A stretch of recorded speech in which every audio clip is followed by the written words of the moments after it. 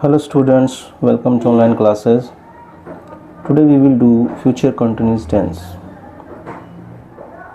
Future continuous tense का प्रयोग सामान्यतः ऐसे कार्यों हेतु किया जाता है जो भविष्य में जारी रहेंगे. Read the following sentences. मैं शाम को थीसिस लिख रहा हूँगा. I shall be writing the thesis in the evening. वे शाम को क्रिकेट खेल रहे होंगे. They will be playing cricket in the evening. Kukku college में पढ़ रही होगी. कुक्कू will be reading in the college. हम रात को टीवी देख रहे होंगे. We shall be watching TV in the night. वह कपड़े धो रही होगी. She will be washing the clothes. वह आज आ रहा होगा. He will be coming today in the evening. तो ये सेंटेंसेस जो हैं इनसे हमें इसकी आइडेंटिफिकेशन पता चलती है. रहा होगा, रहे होंगे, रही होगी. Clear? shall be will be first form ing. Its structure will be this. इस तरह के वाक्यों में फ्यूचर कॉन्टिन्यूस का प्रयोग भविष्य में जारी रहने वाले कार्य को व्यक्त करता है. इस तरह के वाक्यों का अंग्रेजी अनुवाद करने हेतु निम्न सेंटेंस स्ट्रक्चर प्रयुक्त होता है. तो अफर्मेटिव सेंटेंस जो है, when we make affirmative sentence, subject plus will shall be plus fourth form plus object. I think you have come to know about fourth form. Fourth form mean first form ing. इस तरह के वाक्य में will shall B के बाद verb की fourth form, verb की first form plus ing लगाई जाती है. ब्रैकेट में दिया भी है, क्लियर भी किया हुआ है फोर्थ फॉर्म को. Okay. Difference between present continuous and future continuous, showing some future time event. I am seeing the principal tomorrow. Present continuous. I will be seeing the principal tomorrow. तो वो कह रहा है वाक्य ए कि एक प्लान्ड एक्शन या अरेंजमेंट पहले से तय को बताता है. यानी कि पहले वाला जो है वो क्लियर है, उसमें तो श्योर है कि वो मिलेगा, कंफर्म है. जबकि दूसरे वाला जो नॉर्मल कोर्स में कार्य होने को बताता है, हो सकता है कि वह उसी ऑफिस में कार्य करता हो. ये पॉसिबिलिटी है. Will be seeing the principal यानी रहा होगा, रेगुलरली जो मतलब वो करता है, नॉर्मल कोर्स है. Negative and interrogative sentences. Future continuous के नेगेटिव एंड इंटेरोगेटिव सेंटेंसेस का स्ट्रक्चर निम्न होता है. Negative subject plus will shall not plus be plus first form ing plus object, और we can say fourth form first form ing. Interrogative will shall plus subject plus be plus fourth form plus object. अब interrogative के लिए तो आपको by now you have come to know that, अब तक तो आपको पता चल गया होगा कि हेल्पिंग वर्ब जो है वो पहले यूज़ होती है सब्जेक्ट से. Affirmative, negative, interrogative. I shall be going to market. I shall not be going to market. Shall I be going to market? तो तीनों स्ट्रक्चर दिए गए हैं, affirmative, negative, interrogative. She will be washing the car. She will not be washing the car. She be washing the car. Ram will be playing chess. Ram will not be playing chess. Will Ram be playing chess? In this way. We shall be watching TV. We shall not be watching TV. Shall we be watching TV? Okay. यहाँ पे एक बात clear की गई है. Negative sentences not को will शैल के बाद बी से पहले लगाते हैं. इंटरोगेटिव सेंटेंसेस में विल शैल को सब्जेक्ट से पहले लगाया जाता है.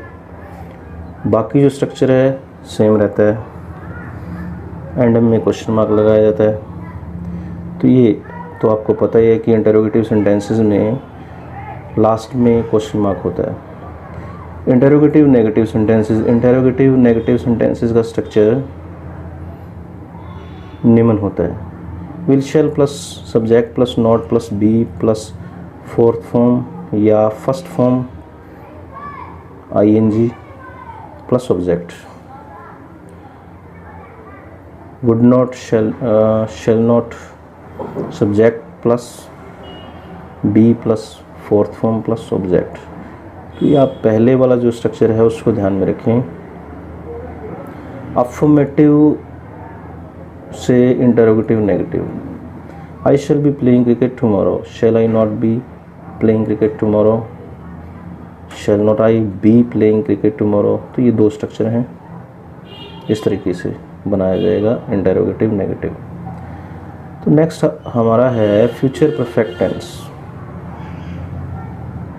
फ्यूचर परफेक्ट का प्रयोग ऐसे कार्यों को व्यक्त करने हेतु किया जाता है जो भविष्य में किसी निश्चित समय या किसी अन्य कार्य के होने तक पूर्ण हो जाएंगे।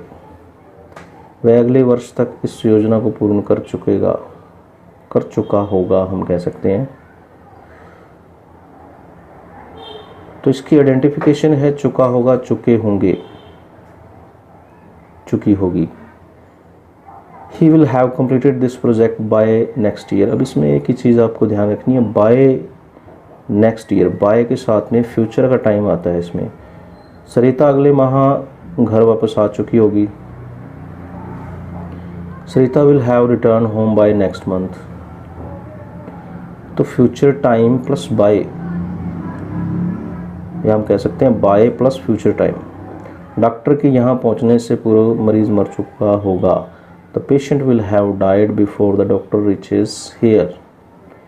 तो यहाँ पे थोड़ा सा एक और चीज़ भी ध्यान में रखने वाली है कि थर्ड सेंटेंस जो है उसमें बिफोर कंजक्शन का यूज़ किया गया है,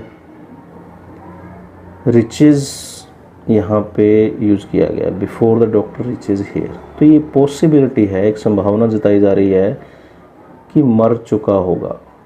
हम ये भी कह सकते हैं the patient will die before the doctor reaches here. Patient मर जाएगा डॉक्टर के आने से पहले। मर चुका होगा, ये भी एक पॉसिबिलिटी है। घंटी बजने से पूर्व मैं स्कूल पहुंच जाऊंगा। I shall have reach school before the bell rings. तो यहाँ पे शैल हैव रीच्ड और बिफोर द बेल रिंग्स, यहाँ भी फर्स्ट फॉर्म प्लस एस है, बेल रिंग्स। ओके, अब नेक्स्ट जो वो बात कर रहा है स्ट्रक्चर की। स्ट्रक्चर क्या है? Affirmative, subject plus will shall plus have plus third form plus object.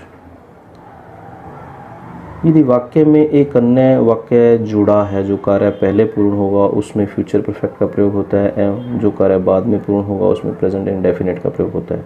तो ये पहले जो हमने बात कर ली है बिफोर वाले सेंटेंसेस के अंदर। मेरे स्टेशन पहुंचने से पूर्व गाड़ी जा चुकी होगी। The train will have departed before I reach the station. इस वाक्य में गाड़ी जा चुकी होगी पहले पूर्ण होने वाला कार्य आता है, इसके लिए फ्यूचर परफेक्ट का प्रयोग किया जाता है। जबकि मेरे स्टेशन पहुंचने व बाद में पूर्ण होने वाला कार्य, इसके लिए प्रेजेंट इंडेफिनिट का प्रयोग किया जाएगा। फ्यूचर परफेक्ट में हैज़ का प्रयोग नहीं होता है, केवल हैव ही लगता है। विल शैल के बाद में हैव यूज होता है, ना कि has. Use by instead of in. By यानी बाय जो है ये हमें क्या बताता है? तक। बाय नेक्स्ट मंथ यानी कि अगले महीने तक। ओके स्टूडेंट्स, अब नेक्स्ट है नेगेटिव एंड इंटेरोगेटिव सेंटेंसेस।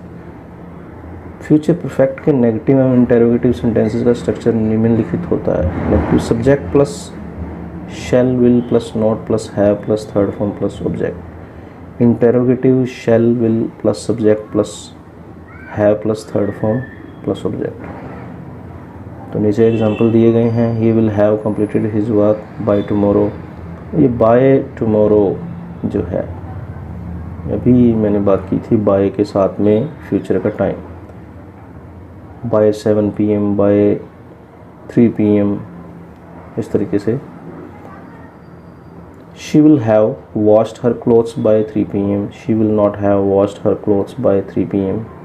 तो नेगेटिव will not have, ना कि have not। तो will और have के बीच में not का यूज़ होगा, यहाँ नीचे क्लियर भी किया होगा इसको। नेगेटिव सेंटेंसेस में not का प्रयोग shall will के बाद have से पूर्व होता है। इंटरोगेटिव सेंटेंसेस में शैल विल को सब्जेक्ट से पूर्व लगाते हैं, ये बात बार बार कही जा रही है। इंटरोगेटिव नेगेटिव सेंटेंसेस के अंदर shall will plus subject plus have plus not plus verb की third form plus object. I think ये स्ट्रक्चर गलत लिखा हुआ है। shall will plus subject plus not have, ना कि have not। नीचे will he not have repaired the car by 5 PM। एक और स्ट्रक्चर है, उसे आप छोड़ दें, फर्स्ट को आप समझें।